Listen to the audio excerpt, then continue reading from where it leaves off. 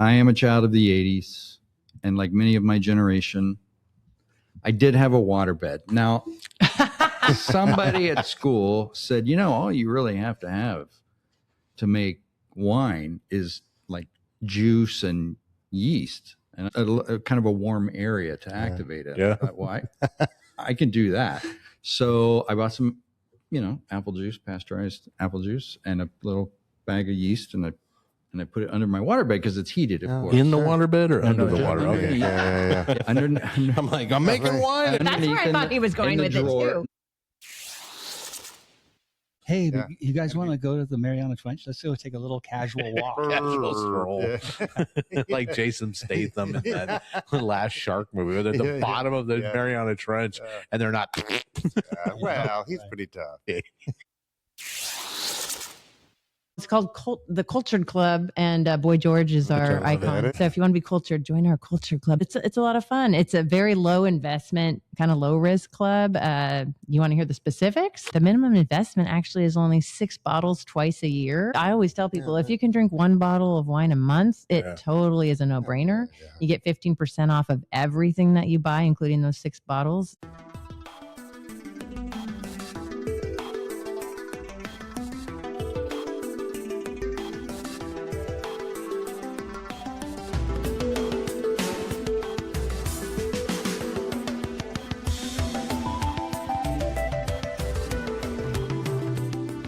Welcome everyone to Our Town Podcast, coming to you from the Cedar Stream studio space in beautiful downtown Renton. Please take a moment to like and subscribe, share if you can, and review if available. We'd love to hear from you, so comment below and tell us how we're doing. Hit the like and subscribe button to never miss an episode. And don't forget to visit our-townpodcast.com for all the links. Join the members only section of the website or sign up on Patreon. And now, here they are, the boys of Our Town Podcast.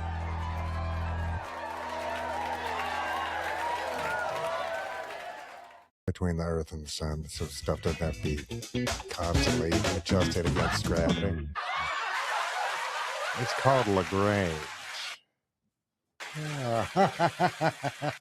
Well, welcome everybody to another exciting edition of Our Town Podcast, coming to you from the Cedar Stream Studios in beautiful and historic downtown Renton. Boys, rumor is we're going to have a guest tonight. Our neighbors across the street, Drumroll Wines is going to be here. Yeah, very good.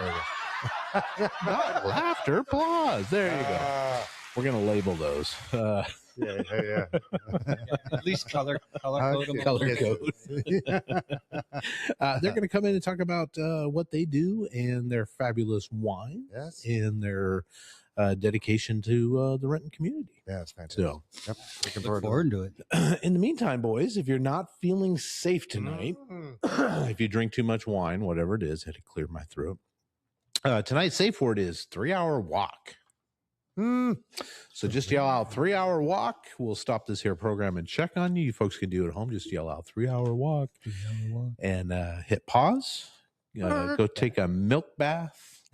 Drink a glass of Drumroll wine. Oh, very nice. Very good. Yes. Pet your cats.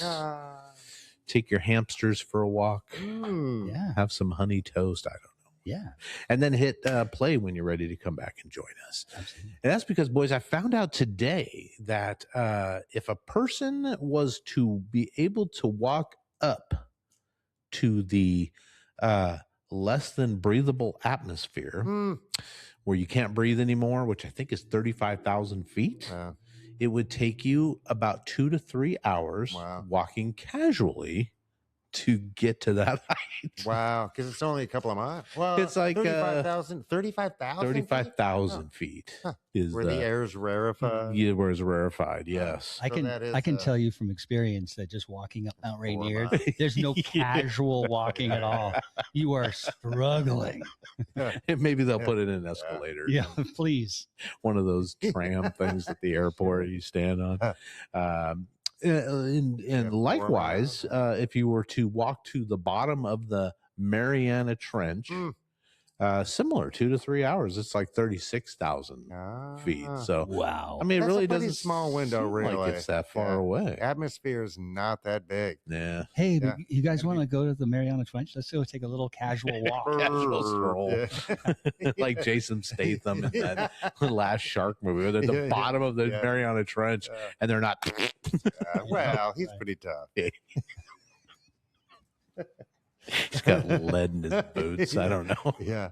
2 to 3 hours if you were just to That's banana. casually walk. Because that's 4 miles, right? That A little over distance. 4. Yeah, I guess they're not including Jeff the incline or the decline, right?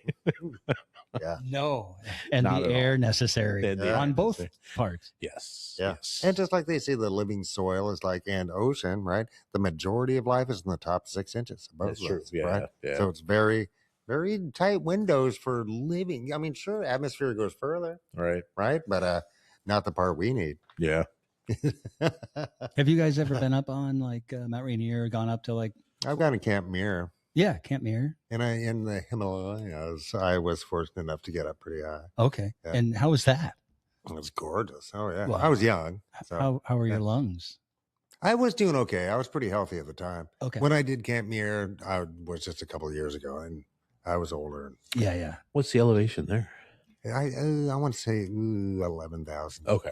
Yeah, 11 or 12. Yeah. Something like that. Yeah, it's that last stop before they Before get to they- the, yeah, Okay. they spend the night there and then go up. I did the same thing. I went. I was wearing Camp cutoff shorts, just had a stick and shit. I swear to God, dude, they're like, this guy. Yeah. Did you bring a plastic bag with you? I think I had my like day pack. Yeah. Oh my God. So I brought But I brought a plastic bag with me, like a big hefty bag, and just slid down. That's It took- awesome. It took 8 minutes to get down and 16 hours to get up. Man. Ugh.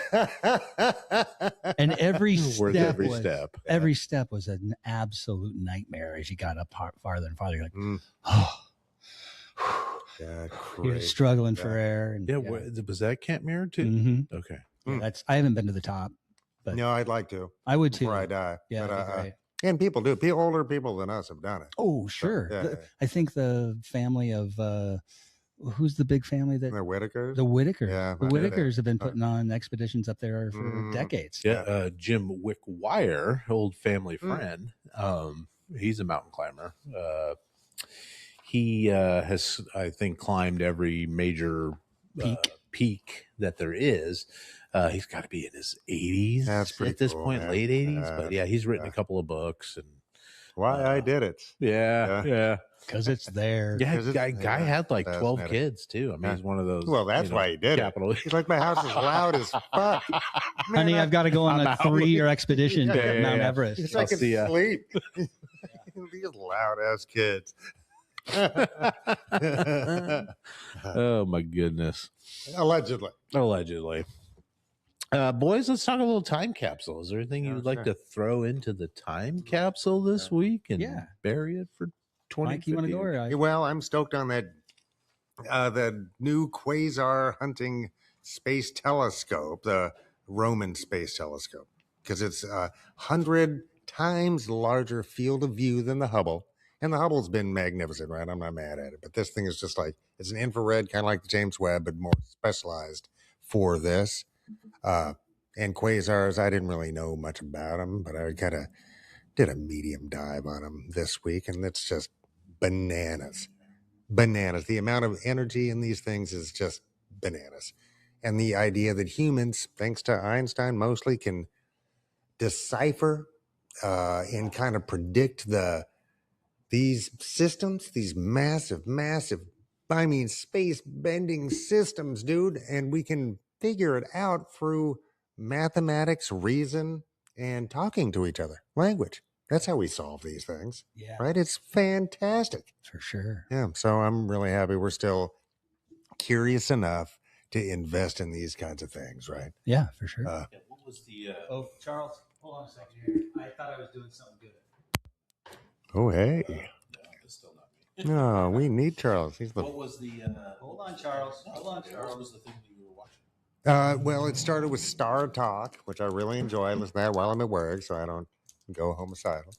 And the guest who was on Star Talk was I think he's Australian or New Zealander, but his specialty is quasars, and he does the PBS space-time program. Gotcha. So he was a good guest and just got me kind of fascinated with there's all sorts of neat things going on in the night sky, people. You'll never be disappointed by it. Look it up when you have the chance. It's well worth it. And the fact that we can decipher these amazing things through time, the dimension of time is very much in play as well, right? It's really neat. And we're really pretty smart critters sometimes. It's neat. We build satellites that we can just fuck up into space, and they throw data at us for 10 to 20 years. Yeah. Right? It's cool. Yeah. And so the idea behind this project is what? More information for, mostly giant bodies like this, and how black holes and also dark matter, stuff like that, trying to figure out mappings for that, because you look for the influence that these things do. The movement. And how it's bending space and light, all this other weird shit. Because that's the information that we get, so we can break down what that effect is caused by. Got it.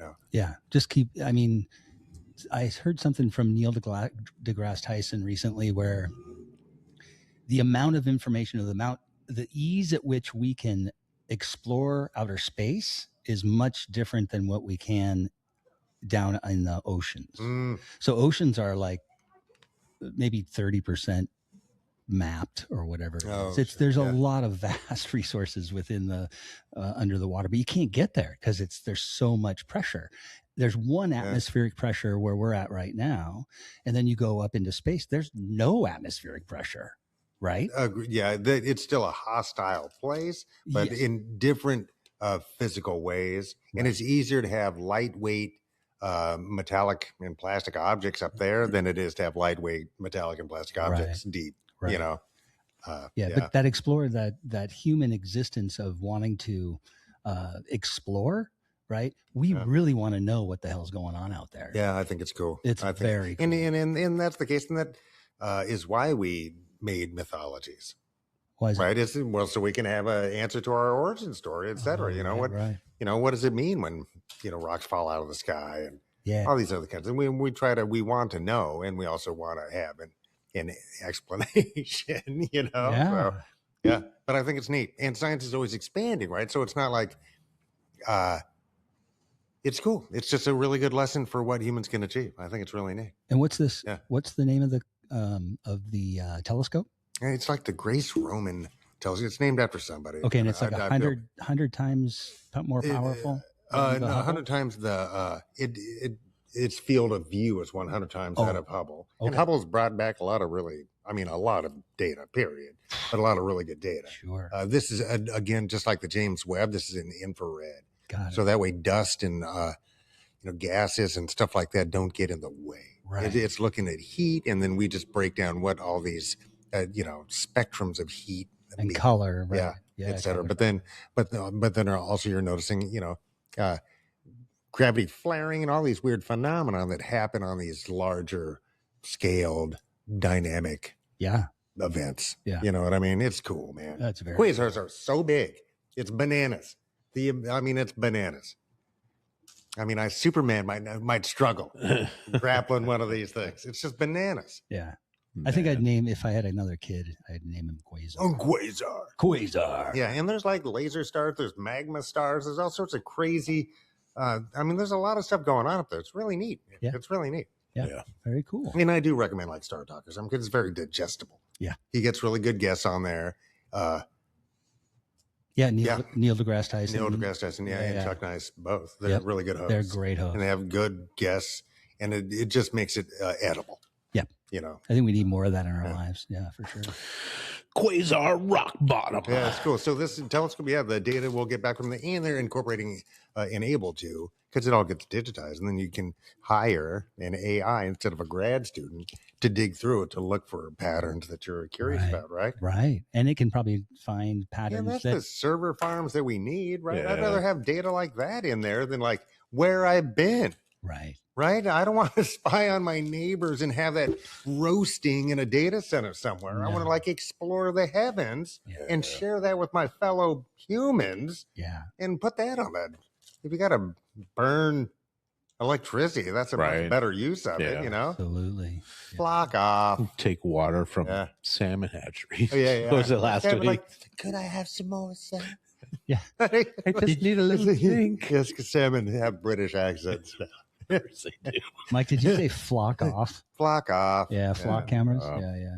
Not into it. We're being watched. We're being watched. Jeff, what about you? What would you throw into the old time capsule? Well, for me, I just really want to push home that idea of collective consciousness and getting outside of your comfort zone with regard to knowledge and information, and erring on the side of things going well. Right? Your mind is your own right now, and we have indications in technology that may soon, with the merging of technology into humans, what's that called? Cybernetics or some bullshit like that. Our minds are such a powerful tool, and we've been stunted, I think, as a humanity through the technology that's been placed in our face. And if we get an opportunity to really look at how things could go well, the organization of human mind, collective conscience can start changing some of those paradigms and expose those who have a remarkable amount of power over us, evil power.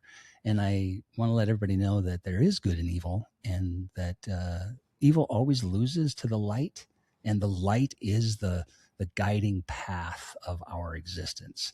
And so look inside yourselves and find that path of clarity and look for the goodness in life, because it's easy to get your mind wrapped up in the wormholes or those spirals of thought of how it could go wrong.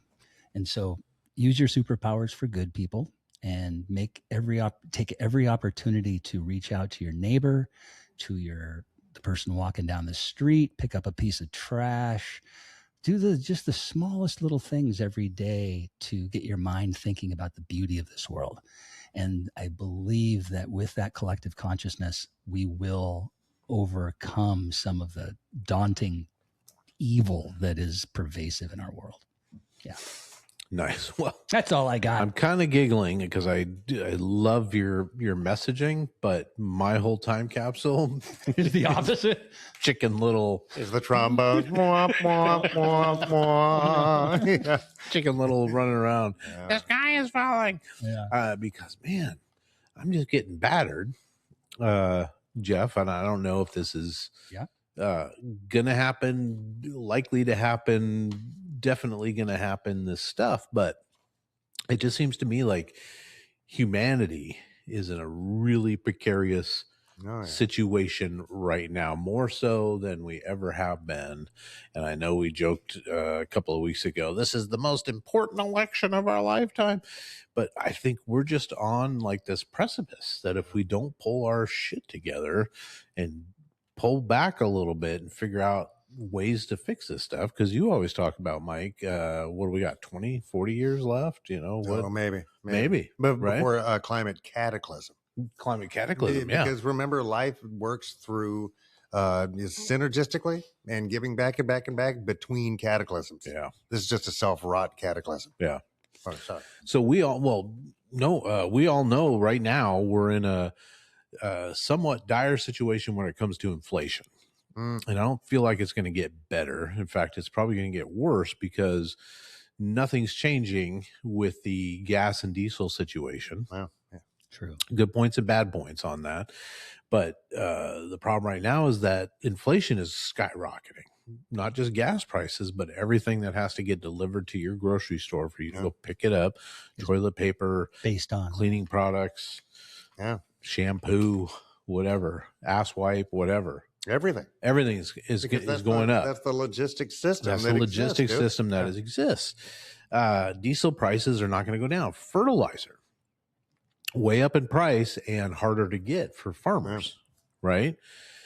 So food production is in a precarious state right Yeah. now. Mhm. The vast amount of machinery on farms Yes. is diesel. Is diesel. For sure. For sure. Yes. So what is that going to do to one? Are farmers going to short their crop this year and not try to produce as much to save costs? What does that do to food in other areas of the world? That drives up prices. It drives up prices. Places that don't typically grow their own stuff, the Middle East and Africa, yeah. places in Africa. The war in Ukraine is still raging. And we know that Ukraine, the giant wheat It's the basket, the bread basket of Europe is right there. Yeah. What's And a that? bunch of North Africa as well. Exactly. Yeah. Yes. Yes. So, I mean, all these things. I heard a report today, and I have to do some more research, but bananas are being threatened by a fungus, and the banana crop might be way down. It might be dropping more than it ever has. I need to confirm that story. And then on top of it, we've got screwworms. There's been 6 detections of screwworms, 5 in Texas, 1 in New Mexico, which we had fairly well eradicated screwworms in the Since United States. 1966. I think it was declared eradicated in 1966. Yes. But we have to keep up on it, right? Yes, But, you have to do stuff to keep up on it. Yeah. What is a screwworm? It's a little insect, and what they do is they lay their eggs It's a inside an fly. orifice Yeah. or an open wound, Yeah. usually on cattle.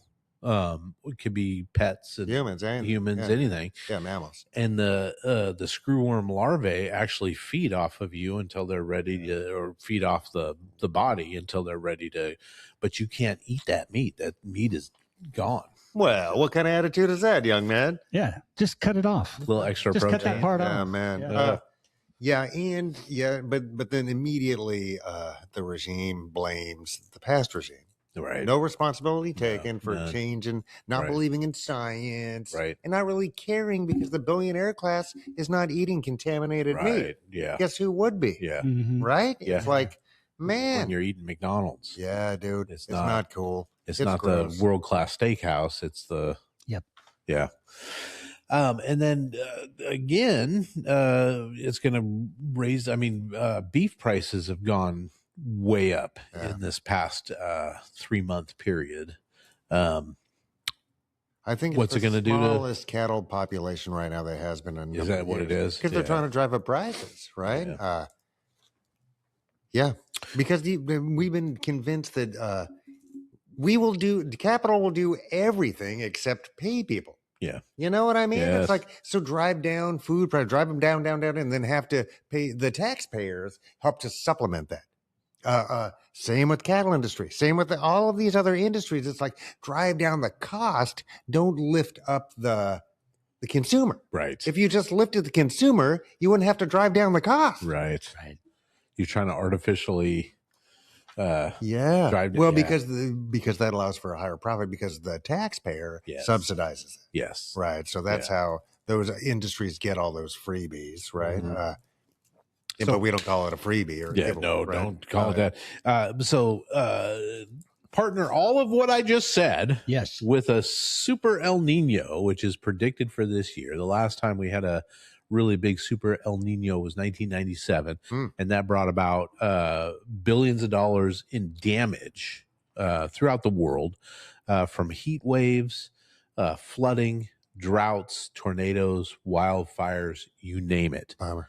Is the U.S. in any kind of position To react to such a to danger? react to such a danger and to Red Cross us out of, for people, FEMA our way out of issues like that? I'd be surprised if FEMA wasn't completely crippled Wasn't gone, and just yeah. being just Dismantled. Yeah. Oh, yeah. And just stolen from. Yeah. Where they're going to steal everything. Right. Yeah, no, it's awful. It's awful. And I've been mad at administrations and governments in general for the lack of preparedness, right? Like our Forest Service, we've seen worldwide the boreal forests beginning to burn. Russia happened a little while back. We've had our share, right? Is there anybody throwing money and personnel and time and effort at cutting fire lines? At thinning, at breaking, doing whatever the science says is the best possible way to do it? I don't know. Nope. Kind of waiting for private investment to do it. Yeah. right? And when the private forests burn, we end up paying them out, right? Yeah.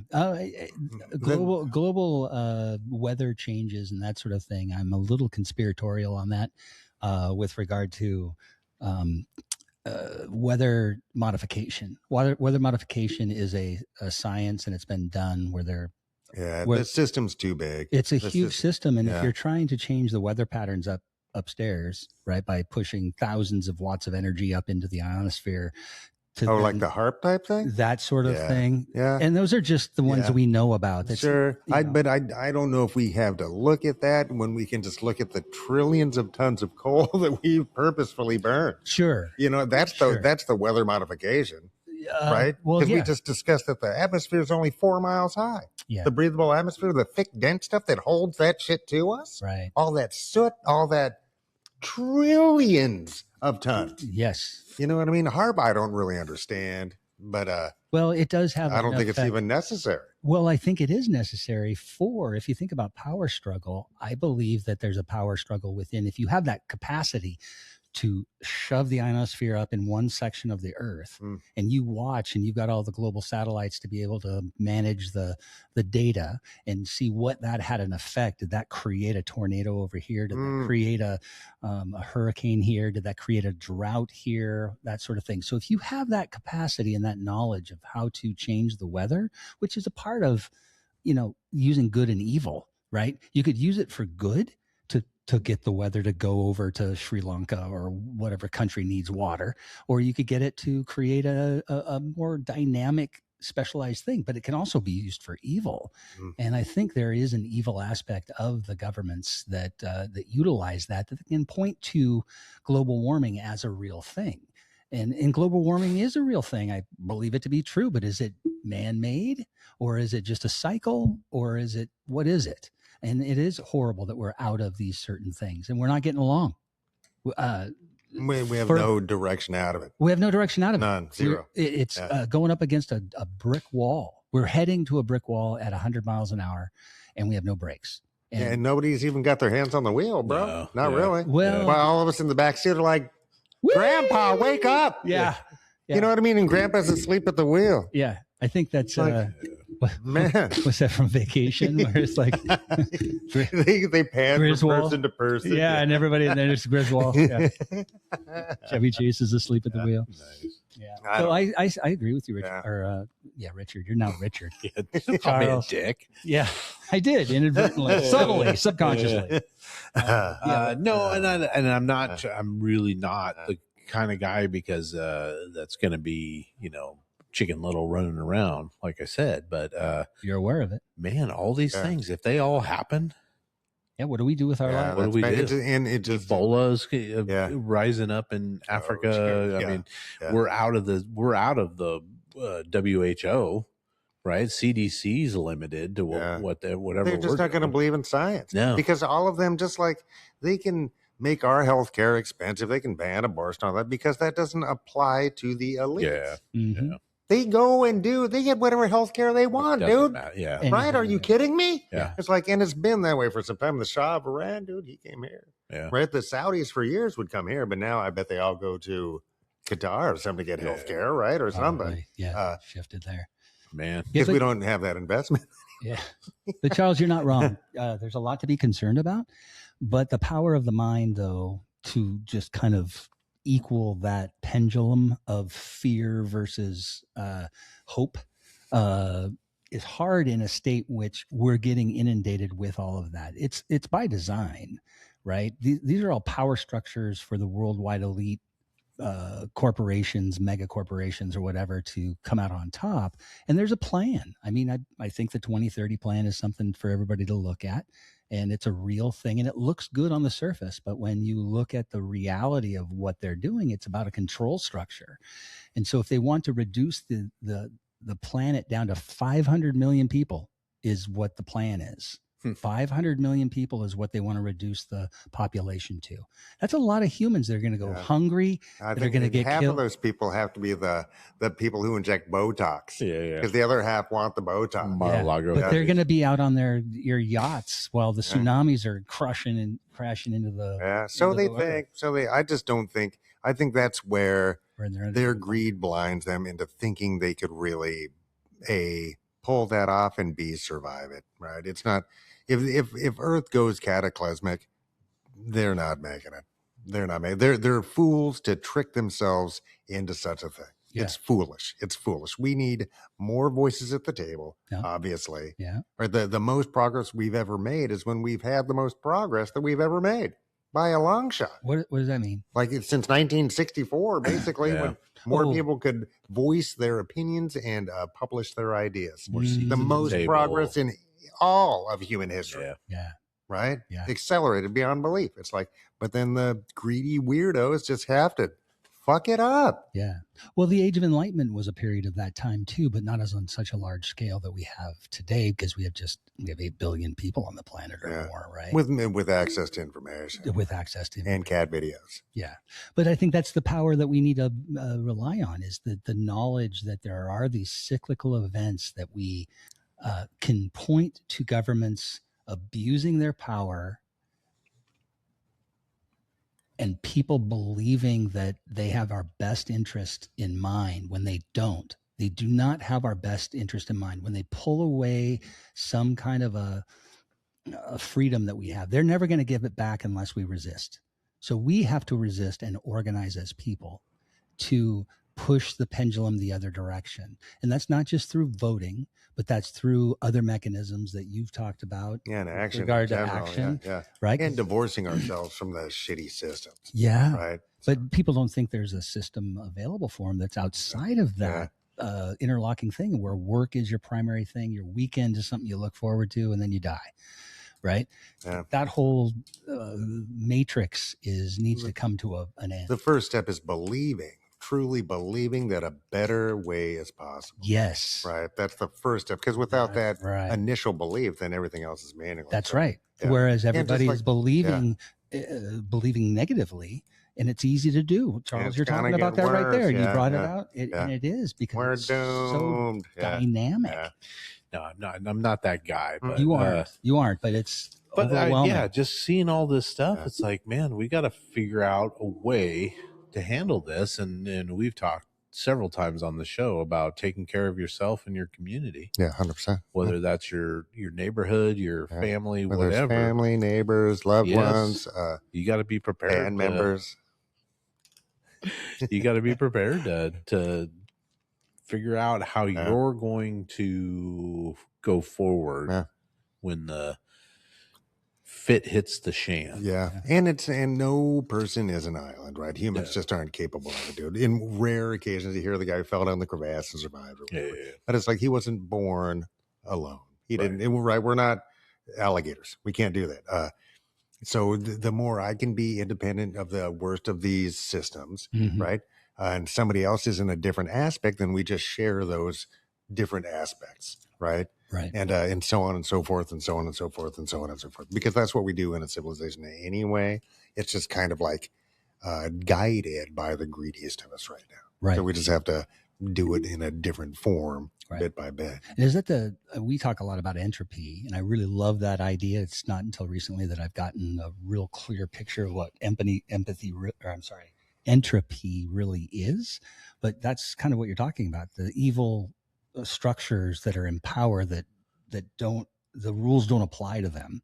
They can do whatever they want because they own the pockets of the judges and the politicians and all the people in play to push through certain things, go to war without congressional acceptance or our acceptance, whatever it is. That entropy that evil has is dispersing all of the order. The order is getting disrupted. It's like shaking a bag of bees and then letting them all out. And so I believe that there are ways in which we can mindfully go about this if we continue to talk about the positives and the pluses of what's going on. And if we can come up with a plan, Charles, like what is the plan? What is the plan, Mike? You said it is the idea that we need to have a way away from the structures that we live within. The worst of the structure. The worst of right? the structure. Language is cool. I like language. Yeah, so but that's a structure that I will live within, right? But language can fuck you up too. Sure. Language has these things that are within them, like government, right? The ment, governmenta is, I think, menta is the mind, and govern is to control, right? Is a control the mind kind of a statement. So the English language was derived from Hebrew and all that sort of thing, and it was no. What was Latin? Latin? Sorry, Latin. It's got a lot of Latin, Germanic stuff. Yeah. But we got to be careful about the words we use because they do have power. They have spells. But I would also say that it's the intentions behind those, like we talked about, and especially if we are participants within a super consciousness, either just through our species or all of existence and time and blah blah blah blah. I don't know, but if that much is true, then all the more importance with intention. Intention, right? That's correct. Yes. Because words and spells are one thing, but how you throw them, right? A baseball is one thing. How you throw the ball is different. That's right. Exactly. Its existence, that letter is what it is, and that group of letters are what they are. But we've assigned them certain meanings that have contradictions to what we actually intend. So we have the intention of using it in a certain way, but the actual spell of the words do have something to be mindful about. So, I mean, that's a bigger topic and a conversation that is meant for another time. But in general, we're talking about good and evil, and we have the opportunity to stay on a positive, no matter with the fucking walls coming down and the world exploding and all of that, we still need to have those ways out. And that's why we need to talk to our neighbors. We need to bring community back to the conversation. Yeah. Getting back to what you said, Jeff, just, staying positive, keeping that positive mindset, but being prepared. That's right. That's right. Yeah. You can't just sit back on your couch and watch Netflix and chill and expect it's going to be okay. Well, you can after you get prepared. Yeah. Right. Exactly. That's the payoff for not having to sweat it if something goes sideways. That's right. Yeah. That's right. Geez, boys, speaking of sideways. Woo-hoo. Yeah. Would you? That was a great movie. I think they're coming they're coming across the street right now. Are they? We got it's nighttime right now. Frazier from Drumroll Wines. Yeah. Yes. Coming in to chat with us about their wares. You're right. Yes. So do you guys want to take a little break and then bring them in? We would love to. Yeah, let's do it. Let's do it. Good work, guys.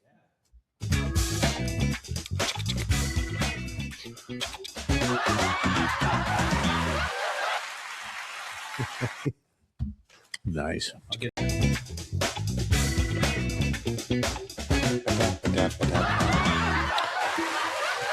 Calm down, everybody. Thank you, and welcome back to the big show. Welcome into the show, Drumroll Wine. I've got to my right, your left, if you're looking at the screen, Matt and Sunday Frazier, founders, owners, wine masters, janitors, all around wine purveyors of Drumroll Wine, right here in beautiful downtown and historic Renton, Washington. Welcome to the show, guys. Thank you kindly. Yes. On the block. On the block. Neighbors across the street. Yeah, and you guys, all Pacific Northwest wines, right? And I noticed on the website you have quite a few varieties to offer. It's the spice of life, after all. Yes, exactly. You've heard that, I'm sure. Yeah. Why wine? First off, Matt, I think this was a hobby of yours that, or an interest that developed into this business, correct? Correct. Yeah. How did that start? Okay, so quick story. After 11 years in a corporate job, I was laid off. Oh man. It was a mercy killing. It's like they took me back behind the barn and, and everybody was better off for it. And I had some time on my hands. So I just wanted to learn something new. Kind of could have been nearly anything. And I heard about a wine school in West Seattle. And I thought, I bet I can get a lot of help with my homework if I go to a wine school. And I did. And so I went to wine school just to learn. And it kind of snowballed from there. Were you, obviously you must have enjoyed wine before that. Correct. Was that the very first time that you had started making your own? Yes. Yeah. So you'd never like experimented in the bathtub or whatever. Okay. All right. Here's the true story. I am a child of the 80s, and like many of my generation, I did have a waterbed. Now, somebody at school said, all you really have to make wine is like juice and yeast and a kind of a warm area to activate it. Yeah. I thought, well, I can do that. So I bought some, apple juice, pasteurized apple juice, and a little bag of yeast, and I put it under my waterbed because it's heated, of course. In the waterbed or under the water? underneath. Okay. Yeah. I'm like, I'm making wine, everybody. That's where I thought he was going with it too. No, in the drawer underneath. And that was the first time I made wine. I was 16 or 17. Do you remember what it tasted like? No, because I didn't taste it. I smelled it, and that was as close as I wanted to get. Nice. So it turns out you need a little more than juice and yeast. Yeah. Little love, right? Speaking of that, Sunday, what was your first impression when he told you he was going to go to wine school? Ooh, that's a good question. I was supportive. I'm always supportive of him or either of us learning something new. Nice. I love learning. Yeah. Yeah. So, and I love wine. So it was a good combination. And your background is in writing. Yes, I was a full-time writer at that time and mother. We raised 2 kids here in Renton, out in Fairwood. So yeah, I was writing, and he had always been so supportive of me doing my art. He had the corporate job so that we could afford for me to be a creative writer, basically, because that doesn't pay the bills. So yeah, when it was his turn to do something creative, do something that he was excited about, I was like, absolutely, go for it. Can we supportive couple? Yes. Just celebrated 30 years to talk to my this wife. week. Oh, you too. Congratulations. Wonderful. What was the corporate job, Matt? I worked for a company called Avid. They make software for cutting movies and also for audio, Pro Tools. Oh, that's cool. I've heard of that. Yeah, Okay. so audio technology. Did you get to do anything creative there? And then, Ish. I mean, I was in creative environments, which Yeah. was inspiring, but no, it was just a corporate sales job. Okay. The most creative thing I got to play was a spreadsheet. You did visit the Lucas establishment. I got to go to some interesting places. That's cool. That's like cool. Industrial Light and Magic, or Well, in this case, Skywalker. Sure. Up in Northern California. And, Yeah. a few other cool historic recording studios. I was here going to and camp there. outside of his gated community. Yeah. I just talk myself down. Just kidding. It's a lovely spot, and they have their own fire department Wow. on the ranch. Yeah. Okay. Yeah. We need to get in good with that guy because we need some. Some special Some effects sound stuff. effects. Yeah. I don't think he's too involved anymore. I think No, probably Mr. not. Disney Probably took not. over. Hey. Yeah. Drumroll Wine, Mm. if I'm not mistaken, one or both of you are musicians as well, right? We both we both are. Yeah, That's right yeah, on. yeah. I'm a singer, so that's my instrument. nice. But actually, the way we met was through percussion. So Oh, Matt is a professional drummer by background, studied music in school, and was a drummer when I met him. And we were in a band together, and I played the congas. But very cool. yeah, when I first was hired to the band, I didn't actually play the congas. I played a mean tambourine, and the leader of the band was like, "You play tambourine, you can probably learn congas." Yeah. So she hired Matt to be my drum instructor, and that's how we got to know each other. So yes, fantastic. So we're What, both what was the band? wait, you nothing remember? you've ever heard of. No. Yeah. It was Los Angeles is a billion. Oh, okay. So Yeah, not here in Seattle area. No. It's Are you both from here, or are you from? I am from here, born and raised in Washington. Feel very proud of that. Nice. Went away to school, of course, when I was 17 because I shouldn't say this. I was raised in Pullman. I went to Pullman High School, and then I was ready to, fly the coop, and so I went to LA Okay. from sure, Pullman, yeah. and that's where I met Matt. So yeah, we both went to college in LA. But when it was time for us to have kids, we were living in LA at the time. Kind of a rough place to raise kids, very expensive, very crowded. We were kind of done with big city life. We're like, let's come back to Washington. And Matt got a job opportunity, and it all worked out. So Yeah. we've raised our kids here. Yeah, It's wonderful. we love it in Yeah. Renton. Love it here. Very cool. The kids still in school? Are they graduated? Are they Yeah, we got one at Renton Tech. nice? Yeah. Oh, yeah, no, it's a great Studying school. welding. Yep, no, fantastic And program. Fantastic another one- program. Yeah, Yeah. it's Yeah, great. pretty- They love it. cool. Yep. We have our 19-year-old is at Seattle Pacific. So neither has gone too far. Fantastic. They love Washington. Yeah. Jeez. Good for you guys. Yes. Oh, Man, must be doing something right. Yeah. I love on your website, you guys have a quote on there. And I guess, just hearing this story about how you guys met and the band and stuff stuff like that. This is apropos to your story, but the quote is, music, stories, wine, and other forms of art help us all access more beauty and truth every day. They also inspire us to live better by focusing our attention on the best of what we all share and by breaking down the boundaries between us. Dang, that is good. That is good. Yeah, who wrote Was that? That's on our website. The kids wrote that? Yeah. Yeah, that's great. All AI generated. No, it's a Yeah. fantastic. You write Honestly, I don't remember. Well, I one of forgot us that we wrote- said Well, that. it's a great It's quote. very You Yeah, probably it's wrote like it, that. and I probably Punched it up a little yeah, bit. yeah, revised, Yeah, yeah. that's probably. Yeah. Now let's move this over there. Yeah, that's I'm nice. the wordsmith. Yeah. Yeah, good work.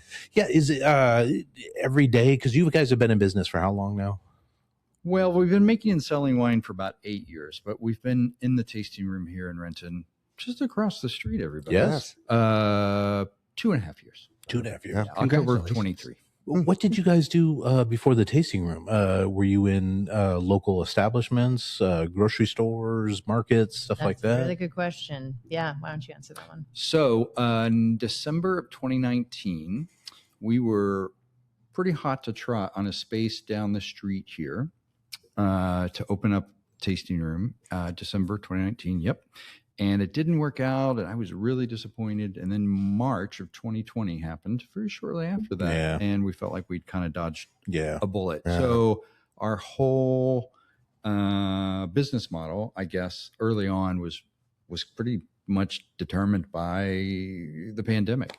And so where could people go and be outside and hang out with each other and be safe? A lot of farmers markets. Yeah. So we did 5 to 7 farmers markets a week at Oh, that wow. time, selling wine. Yeah. Yeah. And a lot of wine walks and other events, some private events. But yeah, we were kind of the winery on the go.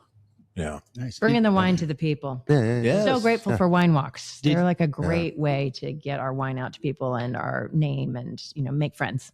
Absolutely, make connections. And that's another thing, is the connections are the most important part of it, right? To get the word spread and then people talking about it. What was the thing that made people, what was the wine that was the most pivotal in your decision to like, oh, we've got a number one here. We've got a real good hit on our hands. Was it the Chardonnay? Was it the, Right. do you remember? Well, I kind of want to tell the little bit of the backstory of how, if you see our labels, we have a line that's all Impressionist paintings. Uh-huh. And so that came about because we were celebrating our 20th wedding anniversary. We went to Chicago because that's where we had our first date. So Matt surprised me and took me back to Chicago for our 20th wedding anniversary. He was studying wine at the Northwest Wine Academy at that time in West Seattle. And we're at the Art Institute and we're looking at all these beautiful paintings, and Matt's over here thinking about all the grapes that he's learning about, and Pinot Noir. And then he sees a Renoir painting and he thinks, Pinot Renoir. Oh, that's funny. Yeah. And then he spent the rest of our 20th anniversary coming up with art and wine puns. Yeah. So, but we have a Chardonnay Monet. We have our sparkling wine is called Starry White, and it has a label of the Van Gogh painting. So I don't know if I'm really answering your question, but I'm just going to say people love the labels because they're beautiful pieces of art. Mhm. And then they usually think it's pretty clever when they figure out like, The connection. oh, Pinot Renoir, that's really funny. Yeah, Sometimes yeah. people ask me like, Pinot Renoir, I've never heard of that grape. What is that? Weird question. Are these the actual paintings that are on the bottles? Yeah. Do you have to? Are these all in the public domain? Yeah. Okay, so you people don't have often to. ask that. Yeah. No, we don't pay anything for that. Yeah. Does it work? Yeah. Well, and the impression. nobody's mad at the Impressionists, No. right? Exactly. Like, They're like the Beatles of Yeah. the art world. yeah, Like nobody's if you mad don't at that. like yeah, the Impressionists, rich, I don't know. deep You're colors. You know what I mean? It's like you're How lost. dare you? cool. Do you guys have? I I know want some they're of all. that sparkling. Is that also retail? Can I walk in there and buy? Mm. Oh, absolutely. Oh, that's a great idea. Come in. All right. Buy You haven't been banned yet. You come on in. But I feel I like do the- like sparkling whites. Oh. I do. Okay, you'll love our. I'm getting verklempt just thinking about it. It's going to be good. You will love our Starry White. Goes great with popcorn, potato chips. I was gonna, and other fancy foods like seafood, of course. You're not exclusive. And- Yeah. Yeah. I think the wine that has been the big popular, like kind of, I don't know, like kind of put it off the charts. People love it. Yeah. It became the quintessential Drumroll wine is our white blend. We call it our surprising blend. I don't know if you want to give away what's in it. Yeah, that definitely is our best-selling wine. We won more awards for it than anything else. Wait, a white blend? Yeah, it's just called Never heard of a White. white blend. Just Drumroll White. And Seattle Times included it one year in their top 20 Northwest wines for under $20. Fantastic. So that was really nice. Yeah. And it did feel like a bit of a risk. It wasn't quite an accident, but it was one of those like, I don't know, we could try this and this. Did you try it underneath your water? Yeah, right. Unfortunately, no longer have that waterbed. But at any rate, it was a very odd combination of grapes. It's a combination of Riesling and Sauvignon Blanc. That isn't really something that's done for historical and other reasons. But, we're Americans. We do whatever we want to do. And I thought, we'll try it and see exactly for better or worse. We do whatever we want. And so it felt like a risk, and then it became our most popular wine. So it's the one where I'm most proud of it. It's pretty delicious. Yeah. It's pretty great. Nice. And do you notice, because the grapes they're going to be similar, right? Because we use the same stock, right? Yeah. Like heritage stock or whatever that is.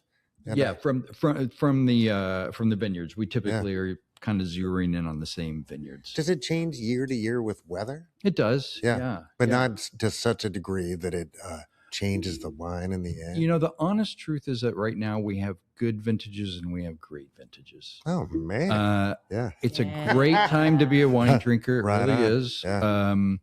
In Washington, especially. It's just the honest truth is that bad vintages in the past, wherever you were in the world, France or Italy or here or wherever, it's usually because the season was just too cool and the grapes just didn't get quite ripe enough. Yeah. Mm-hmm. There are other things too. If you have rain at the wrong time, you can lose a lot of fruit if it knocks off the blooms and all that stuff. But basically, if you have a warm season and enough sun, you're going to be able to make a pretty decent wine. And with climate change, frankly, there aren't cold seasons anymore. In the Mosel in Germany, which is historically a marginal wine region, meaning, you might get 8 good vintages and then a couple not great. Now it's like they haven't had a bad vintage in 20, 30 years. Geez, that's great. Yeah. Is part of your duties then sourcing these different grapes? And that's cool. Yeah. So you get to,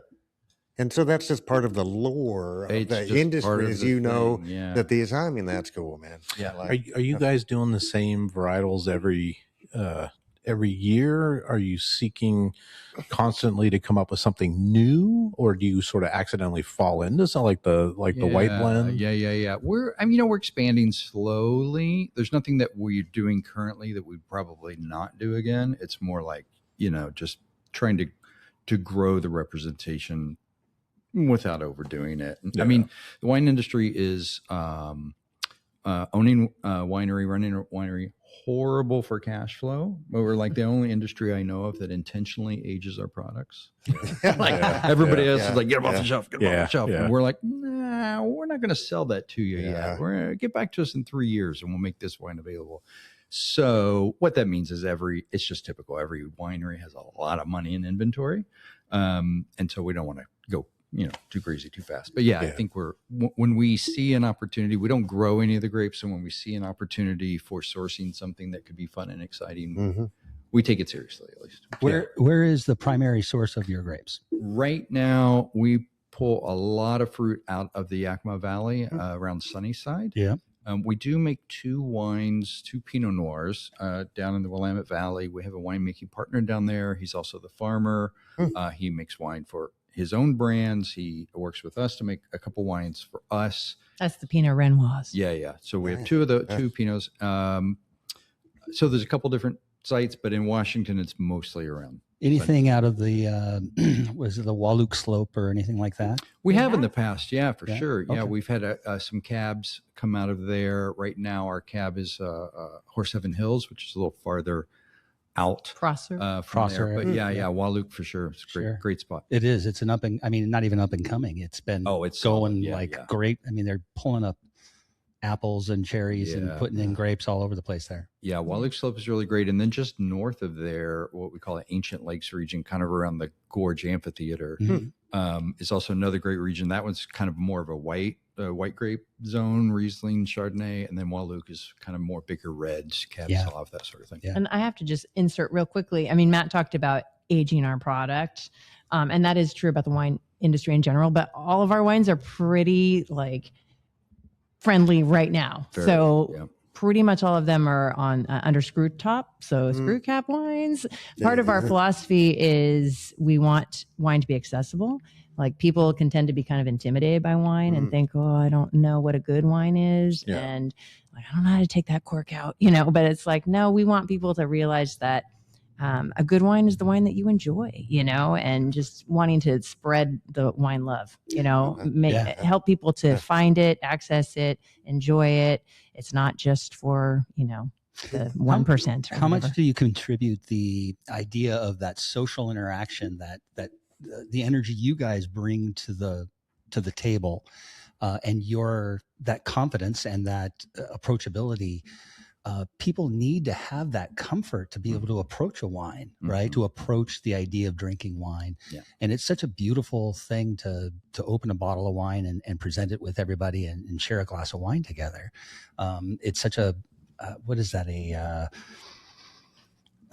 Not a tradition, but a ritual? A ritual, kind of a ritualistic thing, right? Where you're looking each other in the eyes, you're tapping the glasses, you're sharing conversation, you're eating food. I've been to your space many times where you guys are putting on a gathering of individuals, and everybody seems to be very well, just comfortable in there. And if you haven't been into that space yet, it's well worth coming down to Renton and going on to 3rd Avenue, and it's just across the street from the studio here. 911 South 3rd. 911 South 3rd, exactly. And so, you guys do present well as far as the home feeling of what that is. So how much of that is your guys' priority, I guess, or something like that? Because it's an important aspect. You could just make wine and be a dick. And then I'm not drinking. Good wine. It's been done. But it's been done. But I think the personality behind the wine and the people that make it. I always say this about food. When you make really great food for somebody, we just had a guest on last week, 2 weeks ago, 2 weeks ago. And his food was just absolutely amazing, and you could tell it was made with love. And so when things are made with love and intention, I think things are just better. Like, make me a sandwich. It always tastes better when someone else makes you a sandwich with love. So how much love do you guys put into this whole creation? I mean, we enjoy wine, don't get us wrong, but we've come to realize with the tasting room space that really wine is the vehicle, but what we're there for is more about connection. Yeah, I can tell. And bringing people together. And it's so beautiful to be in the tasting room at times, and you'll see like individual parties, enjoying their wine, and then suddenly someone will say something across the room to someone else, and before you know it, they're exchanging phone numbers. That's super cool. Best. Yeah, living in that world of the restaurant business at the Whistle Stop for 30 years. That's one of the things I look back on, and I've seen generations of people growing up, having kids, doing that same thing. Our original space was a smaller space, and that was exactly what happened there, is that people would come in, I'd introduce them to this person, a big table would form in the middle, and everybody would start to get to know each other. And now all those relationships are still pretty much together. And it was because of a space that was made with intention and love and good vibes. Yeah, absolutely. Sure. Yeah, you guys do a great job over there. Thank you. Yeah, you're welcome. Yeah, we've had like wine club members who have started to organize their own events.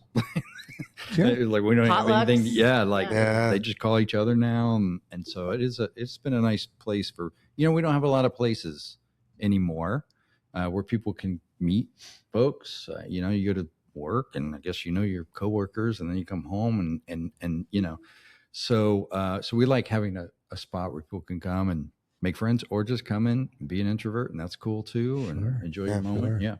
Wine is gentle enough to be complimentary in a lot of situations, right? Yeah.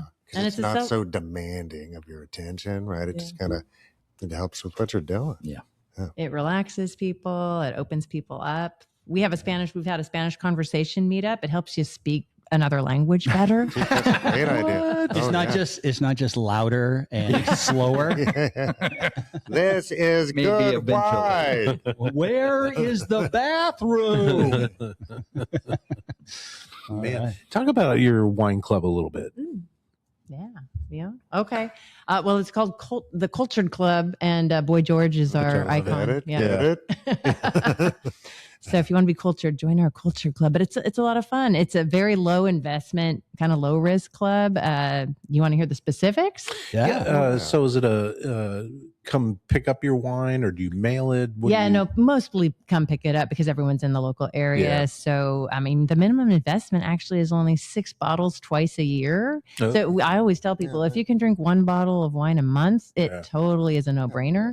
You get 15% off of everything that you buy, including those 6 bottles, and you self-select. We don't tell you so what you you're can going to. pick Yeah, they can pick whatever. from anything they want from what we have on available. And then we do a lot of fun members only kinds of things. We do like release parties. What else do we do for the members? Well, we're right here on the parade route for Renton River Days Parade. And we have a front row seat, so we invite our members to come in for the parade. We buy donuts, make mimosas available to them, and that's been a kind of a fun thing. Fantastic. And then we have of course, you get complimentary tastes if you're a member. So when people come in, if they want to do a tasting, it's complimentary for them once a month. And then there was another thing. We have a club lounge available for free use for our members. And then we are looking to rent the space out. So if you're looking to celebrate, a shower, a wedding, a birthday, anniversary, we've had all those things. Employee appreciation, teachers who come for happy hour, and they go straight back to school. They just one period go to the teachers' lounge. Yeah, and you host a bunch of different. You've got the after hours music. Yep. Was that like once a month? Maybe every other month at this point. We were doing more concerts in the past. It feels like coming again, referencing the pandemic. It feels like coming out of that, we're still as a society figuring out how to get back together and relate to each other.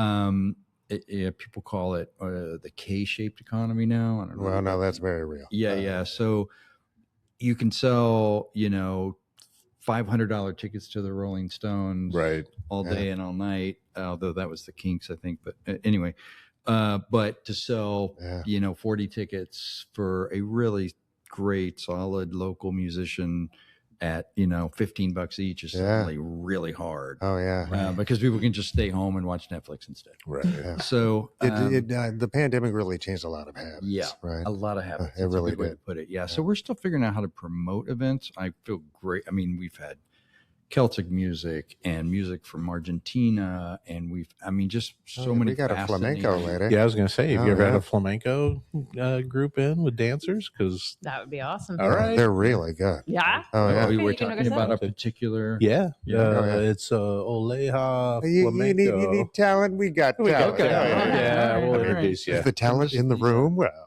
the EPK. Well, and I want to give a shout out to Sustainable Music Northwest.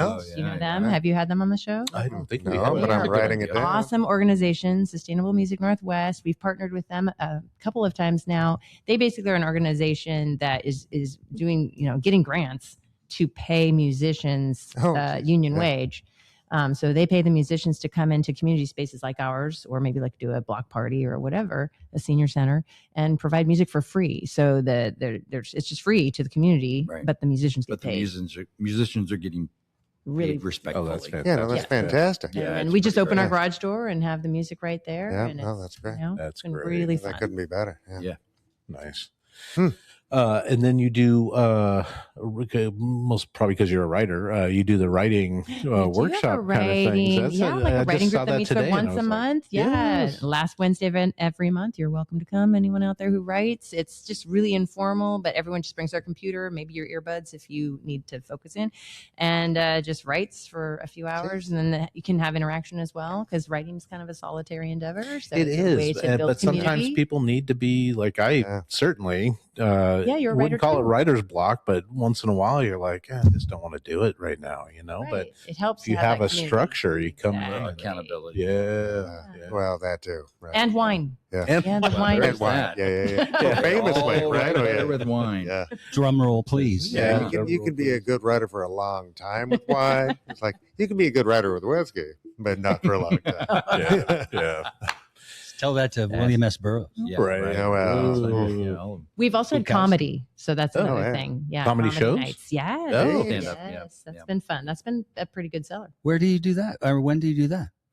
It's been Yeah, sporadic. hit and miss. Oh, Okay. Okay. Where is there a schedule people can go to, like Yeah, a website? we have Yeah. an events page on our website. It's got everything listed. It's Drumrollwine.com. There it is. Yeah. Love it. Oh, and a geez, great that was newsletter that just comes out once a week with what's happening this week at Drumroll. So Yeah. if you want to be in the know. Yeah, because you can sign up and Correct.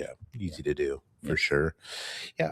Yeah, that the wine club is guilt free. Yes. That's just a Absolutely. that's It's a fine no-brainer. idea. And if you're not a wine drinker, get it for somebody else. Yeah. There's somebody on your Christmas list for sure. Absolutely. Yeah. You know somebody who loves wine, especially in Washington State. Oh, yeah, who there's we no are way. There's no way. rightly, proud of and passionate about. Yeah, what's you guys produced. are multiple award winning. So many awards. I Charles. know. It's That's nuts. That's it's embarrassing. Trophy wall. They need a galore. separate server Yes. just to talk about. No, it. but I've seen, you guys enter, I don't know how the wine world works, but Yeah, yeah. there's festivals or there's. Sure. Yeah, there's some big contests on the West Coast.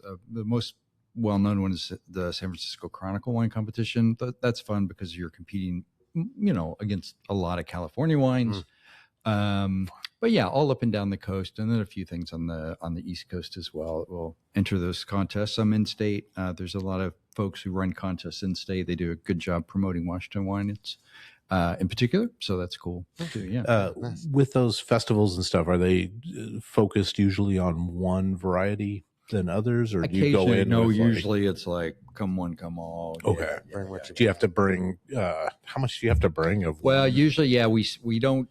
Occasionally, we'll show up there, but typically, it's just you ship them the wines in. Okay. It's usually 3 or 4 bottles of each wine that you Oh, okay. because they'll taste it in different rounds and combinations of judges. And Yeah. everything's tasted blind, which is great. Yes. And then in certain categories, like you might have a Pinot Noir under $30, and then another class for another grouping for Pinot Noir $30 to $50. That sort of thing. So it's not like if you have a $20 wine, you're competing against a $100 wine. Yeah. It's like weight classes, and There you go. Yeah. Yeah. Hey, that's great.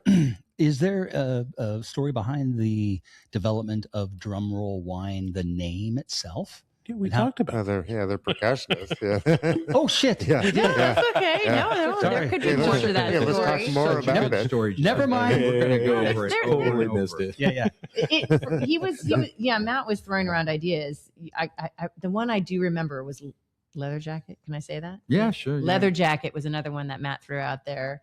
But Uh-huh. Drumroll was the winner because Well, first and foremost, we wanted something that sounded fun because people Accessible, right? Something just to take have. wine Yeah. so seriously. Hmm. And so we just wanted it to be fun first and foremost. And then liked the idea of wine being something to look forward to. Drum roll, please. Maybe a little surprising. Sure. Even. Wine Yeah, can be quite makes sense. surprising. And then, I'm a drummer. Drummer. So, yeah. Yeah. Got it. Kind of all fit. Yeah. I remember, what was this was again 7 or 8 years ago, and everybody was talking about, what was it? The term they would use for just people with big egos in the tech world, like brilliant jerks or something like that. They were talking about Egocentric. Yeah. Yeah. But there was a phrase, and I think it was brilliant jerks, like constantly. And I thought, we could be like the opposite of that. Yeah. But unfortunately, dumb cuddlers is what I came up with. And it just didn't have a ring to it. No. you were thinking about that as a name for our winery. No, I never heard that one. You haven't heard a lot of things, let me tell you. With you guys starting this, is it a strong community? Do you have friends in other wineries that you guys the industry part of it? industry part of it? You guys? That's a good question. I thought you were going to go like we have such a strong community here in Renton. Oh, we'll talk about that. Oh Yeah, my right. God, I love it. But anyway, in the industry, The wine industry in Washington is generally pretty friendly. Okay. Never made wine in California. I'm told it's a bit more competitive. Is it like the Sharks and the Jets? You guys gotta- California. Menacing snapping. This is our turf. Yeah. Q. Leonard Bernstein. Give them the percentages, like California versus Washington. Well, I mean, California is the biggest producer of wine in the country by far. It's like 90% of wine that's made in the United States. Oh, wow. I didn't realize Washington's that. 5%. And we're second.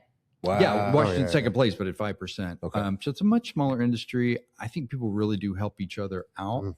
At the same time, we're a bit off the beaten path. You know, we're not in Woodinville. Yeah. We're not in Eastern Washington and Walla Walla or whatever. So we're a little bit on the, I don't know if I should say Cutting fringe. Cutting edge. You're on I the like cutting it. edge. Yeah. We're here in what we believe will be the new epicenter of Washington wine, Renton, Washington. Nice. I like love it. what He you're said it. saying. He No, I mean, I way love to it. do it. Somebody has to start it, and here we are. And you did. Right on. Yeah. So you're not. Oh yeah, thank you. No, it's the cheering Settle one. We down, need the settle cheering button. There we I always go. push the laugh track. I know. So you're not calling up like JM Sellers, like, can I borrow a cup of sugar? I need to. Yeah, not quite. Although we do have some friends up in Woodinville who I have a wine consultant up there. He's head winemaker at Sparkman Cellars. Love Sparkman. Anybody going to Woodinville, go to Sparkman. So yeah, we have some friends, but we're not there day in and day out. Yeah, so yeah, we're a yeah, little yeah. off on Yeah. Yeah. Have to go it alone. Yeah. Which, Oh, yeah, which that's I mean, right. honestly, Yes. is a lot of why we're here. I mean, we're in Renton for two reasons. One is because it's our community, and if we're going to invest in a community, why wouldn't it be our Yeah. own, Yeah. right? Yeah. If I want to invest in Kirkland, I'll move to Kirkland. Right. But the other thing is we do think that there's potential here. You Yeah. know, there's a Yeah. lot of wine enthusiasts in South King County, and I think the potential for a lot more. Mhm. And so we like being sort of off the beaten path.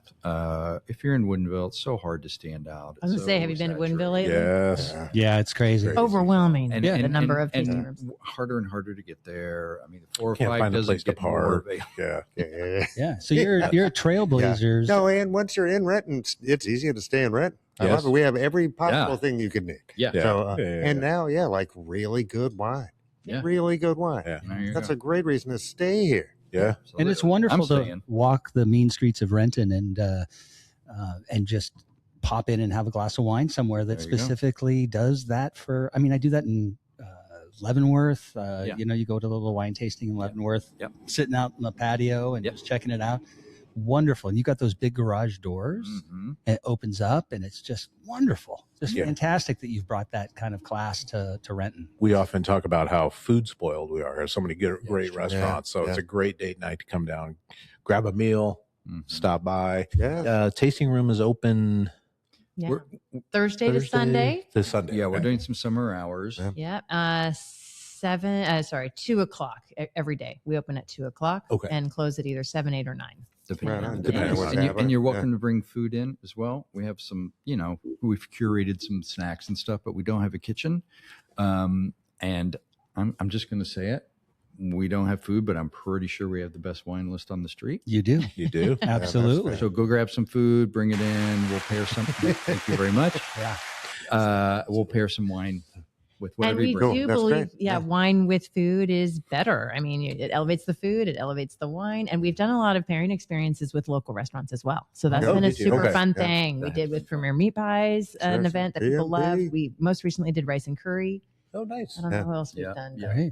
Yeah. New Zen. New Zealand. we So did like a- wines with Japanese food, it's Mm. Yeah. delicious It's if lovely. you have the right Yeah. wine. And you guys get to go down there and try a bite of this. Exactly. No, I need to try this. It's research. Oh, Research, exactly. Yeah, and we write it R off. and D is tough in the wine industry. Could you guys reflect on the idea of that idea of the food pairing Mm. and its development in your mouth, as far as what's happening there, Mm. and what was your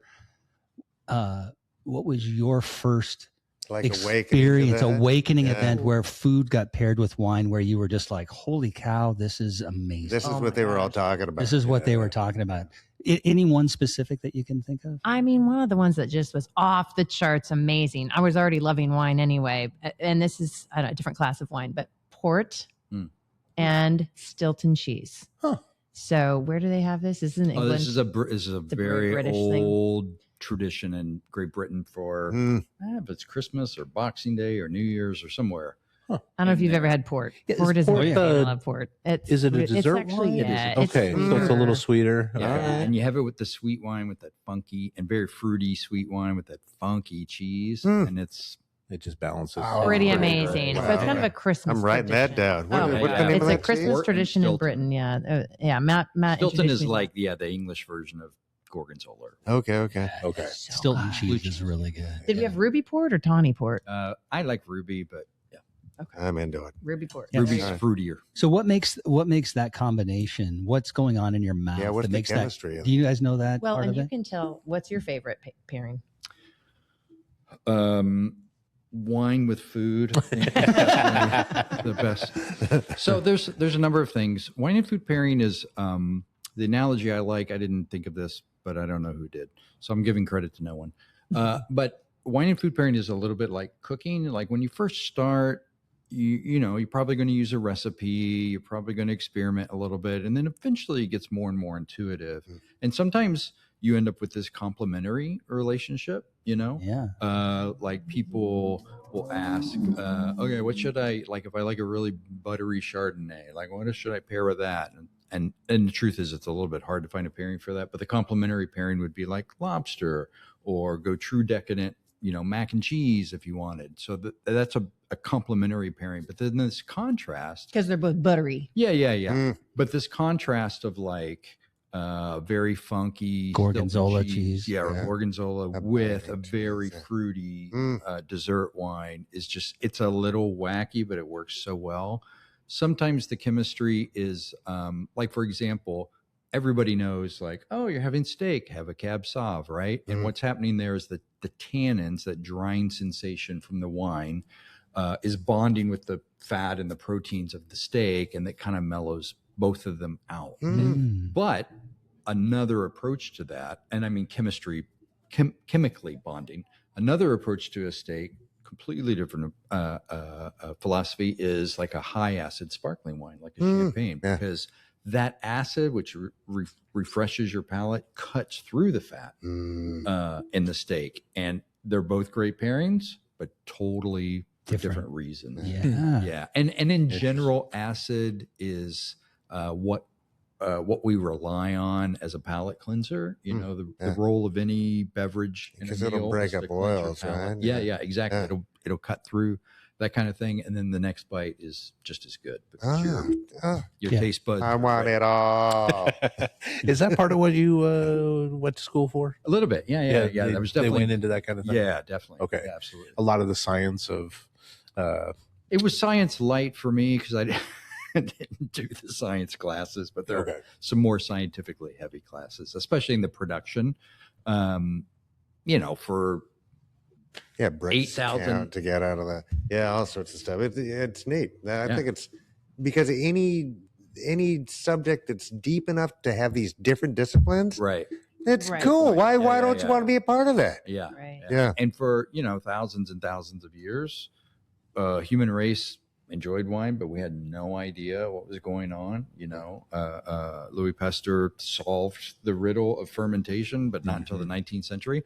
So for thousands and thousands and thousands of years, it's just kind of magic. Yeah. Honestly. And clay pots, Now, of course, we have a lot of science, and that's another reason why it's a great time to be a wine drinker, because there's not really much bad wine out there. There's some very, very boring wine, but not faulted, because we've got the chemistry down. We kind of know how to do it. and a higher bar.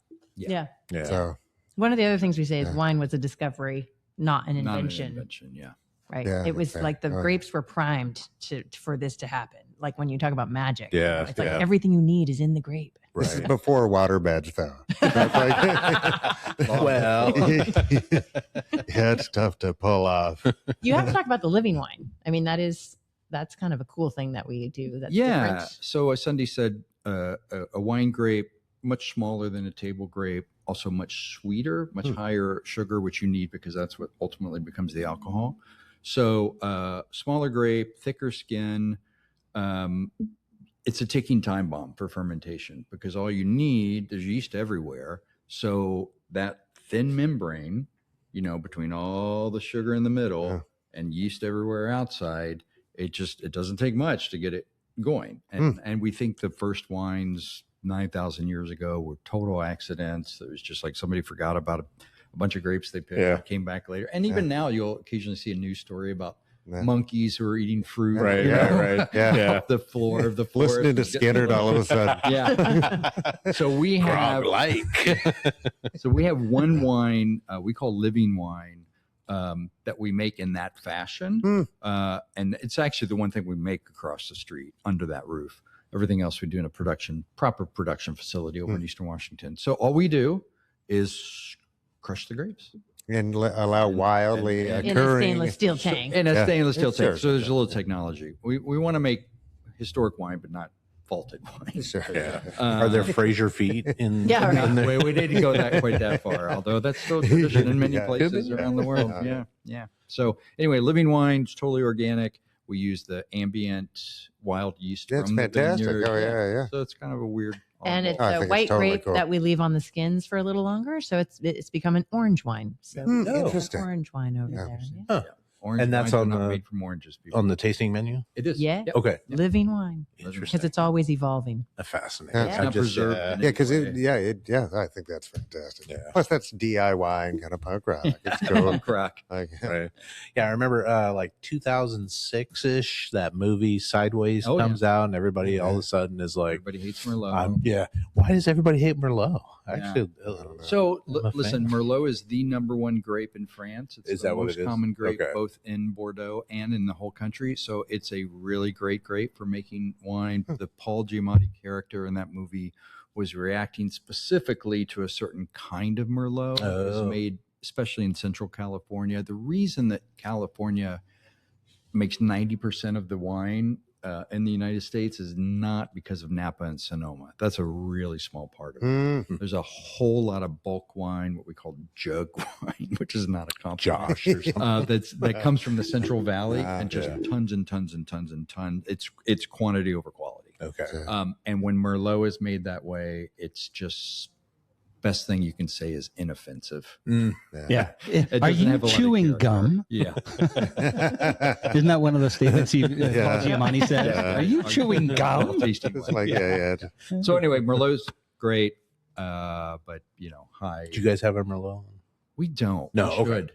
I love it, but we don't. We haven't gotten there yet. Is that your fave? No. Oh, okay. What is your fave? For white, I'm more of a Sauvignon Blanc Yeah. Okay. because I like that dry. Yeah. And Dry I've white. had some really good New Zealand Sauvignon Blanc. In a red, I'm more of a Zen guy. Mm, Okay, big. Yeah. Bold. Yeah. Mhm. Yeah, big ones. We have a Petite Verdot you would probably really like. Okay. Coming in. I know what you get for your birthday. Nice. There's supposedly going to be a big El Nino this year. Super El Nino. Does that fare well for the wine industry? No idea. No. I'm Warmer and wetter, I guess, up here. warmer and wetter. But I guess what you were saying about the rain hitting the grapes and them falling off the vine. Yeah, stuff like well, that, if maybe that could if be. if the fruit has just blossomed Mhm. and then you get a heavy rain, you lose a lot of fruit. Yeah. A lot of Because you're losing future the flowers. fruit. Yeah, It's a timing thing. But I think also a lot of wet means more mildew. Molds and Yeah, mildews mold and mildew. stuff. Yeah, I mean, Be careful of that. Eastern Washington only gets 6 to 8 inches of rain Yeah. annually, so and that's really good. That's kind of what you want. Yeah. It's great conditions for growing wine grapes. So I don't know when the wet is predicted. don't And know. it Like what makes it time that of the far. year. Yeah. I don't know. Yeah. If it's in the wintertime, it's not Not going to be bad. harmful, but Okay. yeah, it could add to disease pressure. And I think that is part of the climate change things. It's the timing of the Yeah, rains. right. Yeah. They're And- not on the same. Here's an interesting question I Yes, have because I'm interesting. No, All day no, long. but so All you're not day. farmers, We are Right. not, right? And so because that's proper work. that's a lot of work in and of to be itself. honest. Backbreaking. Yeah. Oh, we Right? love them. Yeah. So Health Where would we inspectors are be? rough too. Yeah. I know you're dealing with that. Yeah. So, so when you're ordering lot. wine, Yeah. kind of like brewers, they have to order their yeast and they have to order their grain and all that sort of thing. Are you allotted a certain batch because you have a lead time towards that, or you just get what you get? If we were bigger, that would probably be true. We would sign contracts in advance, and that sort of thing. Okay. But for us, we work with a number of established folks who they have access to this fruit, or like our guy in the Willamette Valley. It's like we know it's going to be his fruit, because he's the grower as well. Right. So we're not quite big time enough to sign those contracts and all that kind of thing. And right now it's not a great time. There's the wine industry is correcting itself right now. So things boomed during the pandemic. Right. Sure. And then everybody kind of thought this was the new normal. Turns out not the new normal. In fact, there's, the pendulum swings, right? And so now there's sort of a reaction, kind of a new sobriety movement. It's hard to get mad at people drinking less. Like, good for you. You're taking care of yourself. I agree to disagree. Okay. Let's hear it, Mike. No. I didn't drink. Your life is short. Go out there and get some wine. Do it. Come on. You're not going to be mad. That's our new slogan. Drink. Life is short. Get yourself a neon. Drink. TM, everybody. Much, TM. I know that. Have you guys thought about going into the NA market in wine? Because I've never really had a great NA wine. No, I've not even had a good one yet. That's kind of against that philosophically. No, I think so. Yeah. To me, it's not wine. wine. That probably sounds super snobby, but I don't think so. Go for it. If you like it, you like it. But it's sort of unnatural what you have to do it to really pull the alcohol out. So. Yeah. Oh, so it's an actual process to pull it Yeah, back. there's a number of ways. There's a bunch of different techniques folks have tried, but historically the main one is this reverse osmosis thing. So it separates the alcohol from because it's heavier, I guess, and from other compounds in the liquid. So it sort of separates that. But it takes away a part of the flavor profile. And you can't just strip out alcohol. You're stripping out some other stuff as well. Yeah. So you're just losing that complex flavor profile of what the grape is supposed to give you. Yeah. And so, maybe, there's no solve to that one. Yeah. And, somebody you can water it down though, like they used to do in the ancient days, right? Just for the some kids, sparkling water in there, or some for the kids. Well, I'm not judging, but you know what I mean. If somebody's not looking to get coasted or whatever, then you just take it easy, right? And we do have a couple wine cocktails on our menu, which are lower alcohol. I'm listening. Tell me about those. Yeah, what's the story? Yeah, tell me about those. Oh, half wine, half soda with some juices put in, fruit essences. I think that's citrus lime sublime, like a fruit Sauv soda. Blanc. So Sauv Blanc. Well, I'll just give you the recipe. We have a Sauv Blanc Sprite with a lime frozen sphere and a tangerine essence. That's our citrus lime sublime. That one's been very popular. Nobody's mad about that. Come on, that's perfect. So if you want a little lower alcohol, you can get a wine cocktail. And also, we've noticed a lot of people will come in there like, give me the sweetest thing you got. Really? And we really don't have sweet wines. We have dry wines. So, so this is for that part of that segment of the audience that wants something a little sweeter. Yeah. And we have a red wine cocktail that is. You want to describe that one? Sure. It's based on a traditional drink in Spain where they'll mix red wine like Rioja with cola. We call it cherry bomb. It's half Coke. It's half Cab Sauv. We've got a frozen sphere of Italian cherry juice down in there. Man, that is the coolest sentence I've ever heard in my life. Yeah. We love Italy. Yeah, they're fun. Yeah. Have you guys done any trips to different parts of the world to specifically taste the grapes? Yes. Where, I mean, obviously Italy, obviously, France probably, and that sort of thing. So tell me a little bit about those adventures and how those apply to your making. Matt loves off the beaten path places, so he can tell you about some funky places. We went to Mexico, actually, the two of us, and that was really fun. I don't know if you want to talk about that one. I can't remember the name of it. Valle de Guadalupe is just south of San Diego.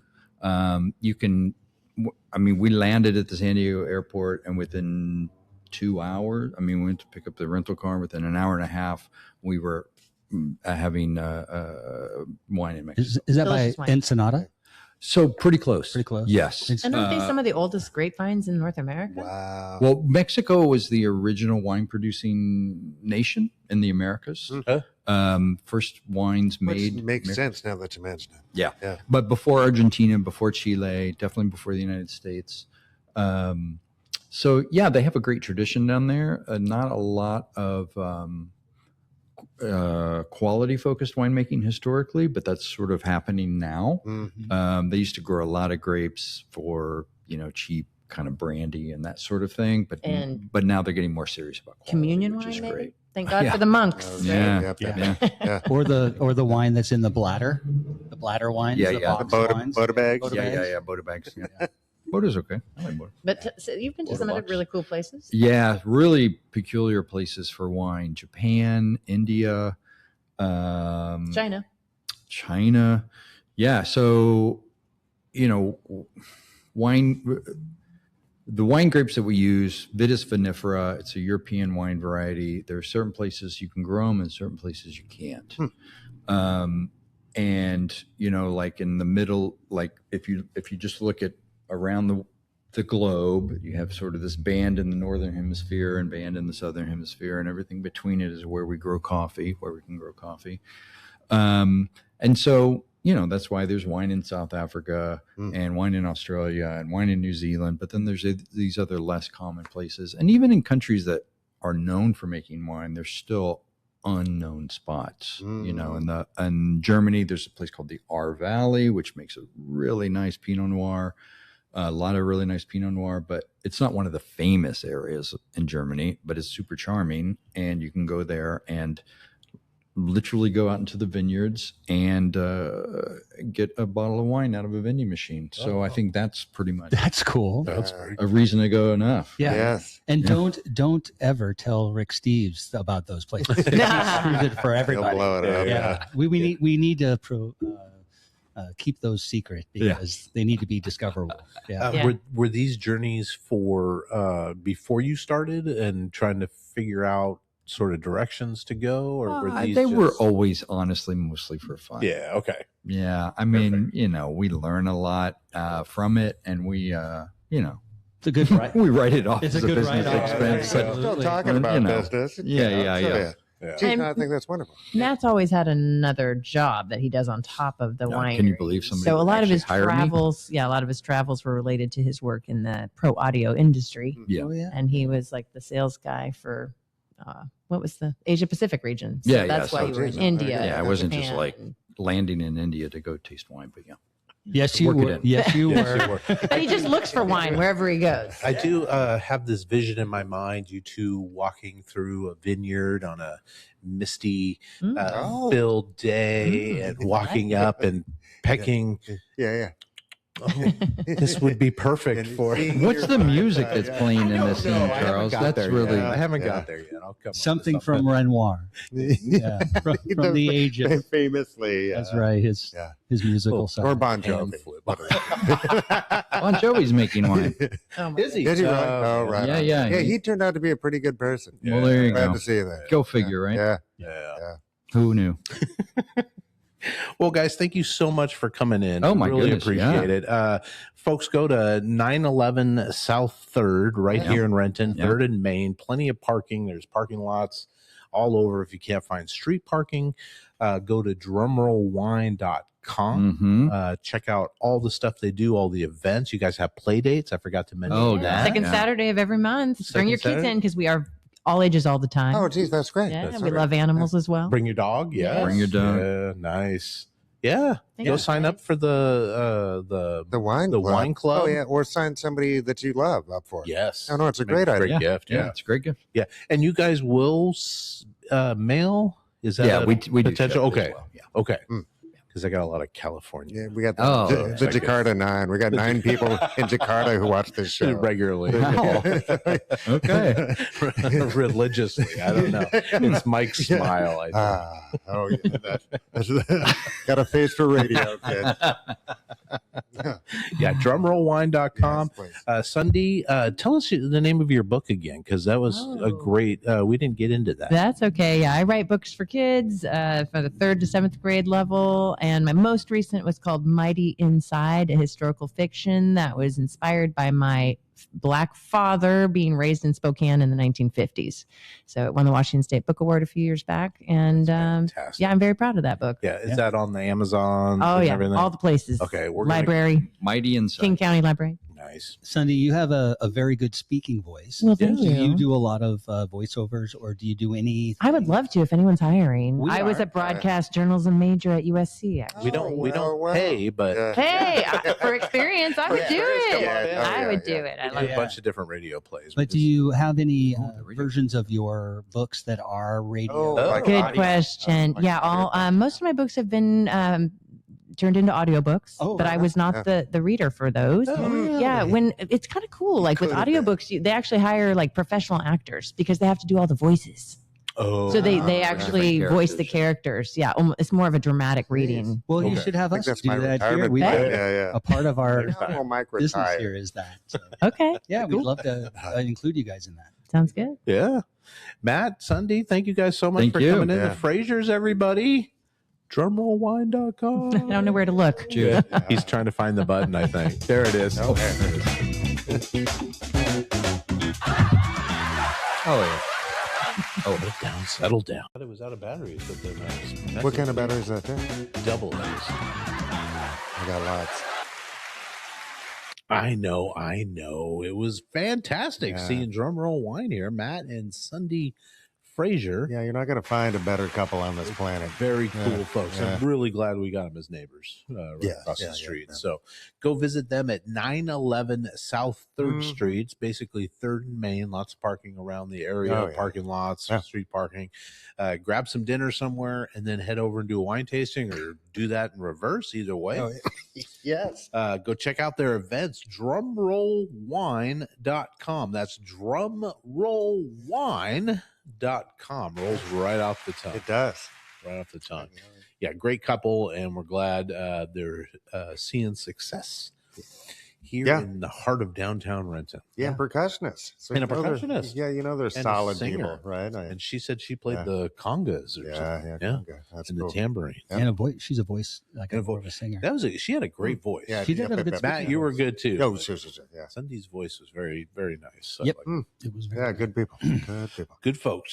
Boys, sharing is caring. Mm. What is happening in your neck of the woods this week? Last weekend I went down and I saw Yacht Rock, which is a band of about 9 players. Wow. Yeah. And they, if you get a chance to see Yacht Rock, no matter where they play, I play around the country. They've been around for about 12 years, 16 years, something like that.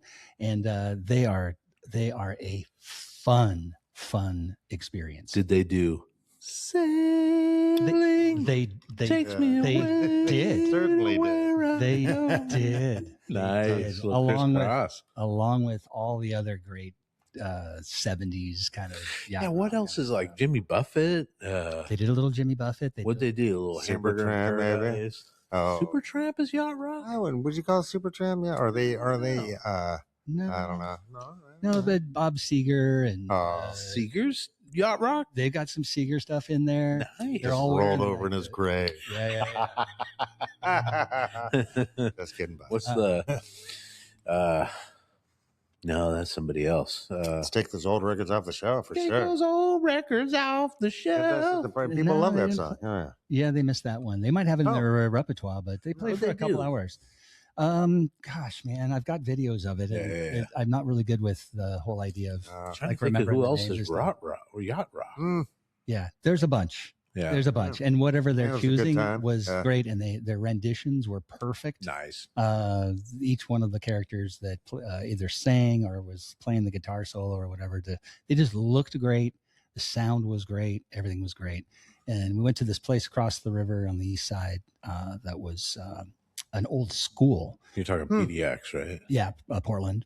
And it was an old school kind of a big square block building, and the whole interior, which was probably the cafeteria or the stage or whatever, they just knocked out and made it similar to the same kind of a format as Nick Miniman's Elks Lodge down in Tacoma. Nice. But fabulous. Went to some great dinners down there with Janelle's sister Michelle and her husband Roger. I sang karaoke. I sang "Remember Me," "I Remember You" by Skid Row. Skid Row. Whoa! And I did "Mother Love Bones," Chloe Dancer. Oh man! Yeah, Nice, man. my voice could not handle a couple of the notes from Skid Row, and it was like, instead of a high voice, I was like, I remember you. But it's the first time I played. Sebastian. Yeah, Sebastian Bach. I Yeah. was trying to play that. But that was really fun, and Janelle and Michelle have great voices. Roger was absolutely fantastic. Nice. Roger. What'd Roger do? Oh, Roger did about 5 songs. Wow. And he was just animate and just into it, and I was like, wow, I gotta step up my game. Nice. But I guess Michelle and Roger spent a lot of the pandemic with a karaoke machine in their house. Oh, and nice. did a lot of practicing. Oh Right. man! And it shows. They did Nice. fantastic. So yeah, I love Portland. I haven't Was been that down at a in while. bar? And That was at a bar. Yeah, Yeah, okay. it was just a rando bar by their house, and great people. There's pool tables and a little karaoke spot in the corner, and and I felt comfortable doing it. Fantastic. Right. Yeah, it was great. So, and I love Portland. Portland has Mm. got some great features to it. It really does. And if anybody's telling you Portland's lost its shit and it's a shithole, it's recovered. And Right. all the cities in America, I think, have recovered to some degree, even though we have a long way to go. It's not as decimate with people homeless and that sort of thing. There is a sign of that around, but it's not as bad as we might think. So go Portland. Go Portland. Right on. Fun. Yeah. Nice. Hmm. What about you, Mike? Well, I got to go to the Renton High School graduation for the that's right. year 2026. Wow. Yeah, so that was cool. I had a couple of family friends and Gabriella, so my niece, right? Good on her. Yeah. Yeah, on Mary's side, just a really good person. Yeah, and she's Proud to know got her. a big future. It's ahead a of her. UW Foster School of Business, Wow. which absolutely fits her perfectly. Wow. So congratulations to the whole family. yes. It really does take a village, but Nice. she has been such an exceptional person. Just sincere, focused. Yeah, she's Driven. a good person. She's a good Yeah. person. That's And great. yeah, so and I always predicted she would be the first astronaut and Supreme Court justice. So we'll see if she. Let's see if he makes it. Yeah, Yeah. but yeah, We need people so like that out yeah, there. I agree. She's a good one. So Nice. that's nice. Right on. Renton High School still chugging away. Renton And they High. kept calling it the Renton High School because I guess because they were going to do other, schools from the school district there. But still, I was like, it's just Renton High, bro. You don't need to Yeah. pinkies up Renton. It's cool. You don't know need what to I mean? change the Yeah, yeah. Puyallup Fair to the Washington Yeah. State Fair. The Puyallup Fair would be weird. It would be weird. Yeah. Yeah. Hang on, guys. We gotta. Ooh, Mm. had some craziness in downtown Renton today. Oh, Nana yeah. and Curry had Yeah. issues. What we're hearing, allegedly, Allegedly. Yep. had a little fire inside. The brave men and women of the Yeah. fire department RFD, responded and yeah. took care of it. Thank you for all. Yeah, man, they've All been of busy today, though, huh, Jeff? Yeah, I was here all day, and there was a nonstop fire engine, Oh man. police car, squad car, whatever, coming by. Yeah, There's not as many on-duty fire people as you I think. would there are. imagine. Yeah, Right. So, What do you mean? like, there's only so many firehouses, only so many active on-duty fire people. Oh, right. right? So it's like- exactly. Yeah, be cautious, people. Yeah, That's all I'm yeah, saying. yeah. Yes. It's like, yes, yeah. for sure. yeah. They make it easy on them. Get Yeah, the heck make it out of the easy on way them. when they're Yeah, trying no to get problem. through. that's a tough gig. And just to kind of clarify for Nan and Curry, everybody will probably have the information before this airs, but spoke to the owner when I walked down there, and he said all the staff was safe. Nobody got hurt. Everybody was outside, and the fire. Thank you to the Renton Fire Department for responding so quickly and Yeah. getting a handle on it. Very good. Yeah, good work. Yeah. Jeez. Yeah, what do you got? I got a couple trips coming up. Yeah. Yeah, you're Hawaii, right? We got Hawaii in a couple of weeks, but next week I'm doing a North End Puget Sound trip. I've got to go Bellingham, Concrete, Mount Vernon, Burlington, Oak Harbor, Friday Harbor. I'm all over Anacortes. I'm all over the north side. Are you looking for a vacation property? No. This is a work trip. Yeah. So I got to get up and take a look at a bunch of stuff. So it'll be a lot of driving. It'll be 3 days of driving. Any favorite food spots on the way? I don't know that area as well as I should. I don't get up to Bellingham very often. Bellingham's great. Yeah, there's got to be a good sandwich in Bellingham. Oh, yeah. Right? Yeah. Absolutely. No, everywhere I go. Yeah, there's a bunch. I mean, you throw a dart, you're going to do well. Nice. Yeah, they've got some good food places up there. Yeah, and then Hawaii the week after. But because I'm gone next week, we're not recording next week. We're actually doing something fun, something new this weekend. This will be this past weekend for you watching this, but we're doing a round table. We're bringing in some folks that have been either guests before. I think we've got one or two new people that have never been on the show, but we got some returners. And we're going to do like a Gen X roundtable. We're going to talk all things Gen X. Rock and roll roundtable. So I'm going to have a list of subjects in a little hat or a little bucket in front of me, and I'll pull it out. It'll be movies of our generation. David Bowie's codpiece and that's a great one. I got to make sure that's in there. Discuss. The food, the music, the movies, the TV, our first jobs, toys that we grew up with. What was our go-to stuff? It'll just be a news stories that just stuck with us all these years. Where were you when the Challenger exploded? Yeah. High school. All the things. Yep. So we're going to jump into that on Saturday. It'll be fun. Big old round table here. So I think that'll be the next 2 episodes. That's a good way to do it. Yeah. Different camera stuff. It'll be interesting. So that's our first time pulling that off. So. Yeah. Besides the table reading for the Slack. Yeah, for the invisible stage and such. But to do it as a filmed. Yeah, that's a big deal. Yes. There's some preparation that needs to be done. Yeah. Yep. Yeah, because I've got the trips and you've got a little under the knife scheduled. So are you going to be on the same time I'm in surgery? I'm going to be in Hawaii. You'll be in Hawaii? Okay. I know. We'll be thinking of you. I'm sure you will. You'll raise a glass. Absolutely. Well, that's fair. Yeah. Are you going to be good to go the week after, do you think? Yeah. Because that's a Thursday that you go in for surgery? Yes. Does that sound right? That's correct. And then you're hospitalized for at least a couple of days. Well, 1 to 3 days. Just for when they're taking small intestines out of my body and tumors, then they want to make sure the incisions and all the stitching got put back together right. Connects. I don't want to go into sepsis or something like that when I'm on a podcast. Nope, you don't. No, and those tissues are really funny tissues. Yeah. They are. But you've never been on steroidals and stuff like that, right? Do you hear them? Intestinal tissues. They're in there. Testicle tissues? No, steroidals. Oh, intestinal tissues. Yeah. Not testicle tissues. Well, those are sensitive tissues too. Oh, yeah. Yeah. But just how they're made, right? Yeah, it's an interesting part of our anatomy. It's amazing that we can go in and do that. Oh, yeah. Oh, it's incredible. Wow. Yeah, this cancer has basically taken all my parts, and it's one thing after another, one reoccurrence every 16 months apart. It's been a pretty regular thing, but I'm confident that I'm under good supervision and fantastic care at the University of Washington Medical Center that's supported by Fred Hutch. Yep. And among the best on the planet. I've already done this before. I haven't had any intestines taken out, but I've had some major surgeries due to this damn melanoma, and so crazy thing. Yeah. But I'll be fine. Yeah. And if I'm not, I'll come back as an angel and take care of the fuck out of you guys. Hey, well, that's nice. I will be right behind you. Right at all times. I'll be right behind all of you. Yeah. Watching you. I'm like, wow, I didn't know you did that.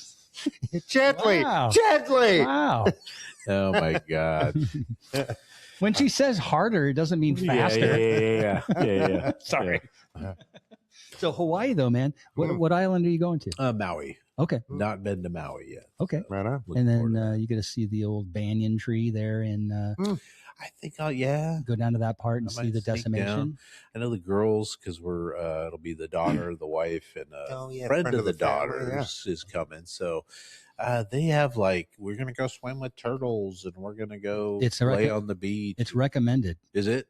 Oh, dude, the turtle watching in Maui is fucking fabulous. Wow. You'll see 20, 30 turtles up on the shore, and you won't even know that they're there. Yeah, because they look like rocks, right? And they're in amongst the rocks, and you're like, "What the hell?" And then you go out and swim, and there's one that just kind of comes by you, and you're just floating in the movement of the ocean, and it's just sitting there looking at you, going, "Hey, dude, man. Hey, dude," and it's really such a graceful, beautiful thing to be around that. So, yeah, it's crazy. Last time we went, we were on Oahu, and we had a condo that was pretty high up. I think it was 4th or 5th stories, but we could look down on the beach and you could see the clear water. Yeah. And we watched a turtle for 45 minutes. We're just up there just enjoying the day, and this little turtle just kind of made his way, and there's people out there waiting. They're up to their, they don't even know it's come there. up behind them, and they didn't react, and then it would float away and go somewhere else.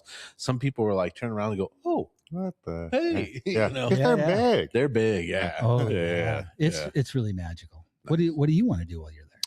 I'm gonna do a lot of photography, I think. I don't know. I haven't been so busy with stuff that I haven't given dove that some into. thought. Yeah. Because we're taking out. You're in a family situation here, so it's not about you, Charles. I know it really isn't. Yeah. It's not what you want. But we'll hopefully you can pick car. meals or something, or snacks or something. Yeah, we got a rental car, so I'll be able to bomb off if they want to go do. I'm not a guy that sits on the beach and just sits, and I'll do that for a little bit, but it's not an all day event for me. So. Yeah, there's lots to adventure on that island. There really is. From one end to another, from one side to another. Just take a drive and go up and go see the blowholes, go see the views, go see the vistas. Yeah. Go stop by that place that's on the side of the street that's out in the middle of nowhere, and just get yourself a juice or nice. And or whatever they got there. Fantastic. Fresh fruit, what have you. Yeah, it's great. Yeah. Find yourself a morning coffee place that you like to go to that's close to wherever you're staying, and get up and just go do that with yourself or someone else or whatever, and have some time to yourself in the mornings. Heck yeah. That's my favorite thing to do on vacation is to get up in the morning and go find a coffee shop that I like. I love it. Yeah. I'm excited for you. Nice. Yeah. And then we'll come back and we'll keep doing this here show of ours. But to end this here program, and thanks again to Drumroll Wine, drumrollwine.com. Go check them out. Right across the street. Thanks for being here. And to end this on something positive, a little summer quote, because we're getting towards that time, from F. Scott Fitzgerald. And I don't know if I've used this before, but here goes. And so with the sunshine and the great bursts of leaves growing on the trees, just as things grow in fast movies, I had that familiar conviction that life was beginning over again with the summer. Nice. Oh, F. Scott. Yes. Someone had to say it. Somebody had to say it. All right, folks. We appreciate you being here. Thank you very much.